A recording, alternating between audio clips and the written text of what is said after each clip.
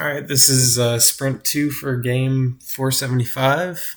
So I created a diamond and a pyramid model. So here's the code. The diamond has 8 different triangles. So it's basically just a pyramid on top of a upside down pyramid. So I created all the triangles manually. And the same thing for the pyramid right here. Then I also had to modify the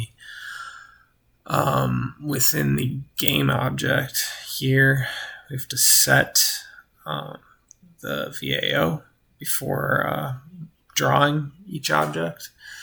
So I have the 3 separate objects on the screen. So I will go ahead and run that. So as you can see, here's the cube, here's a pyramid, and then it's like an elongated diamond here. And that's it for sprint 2.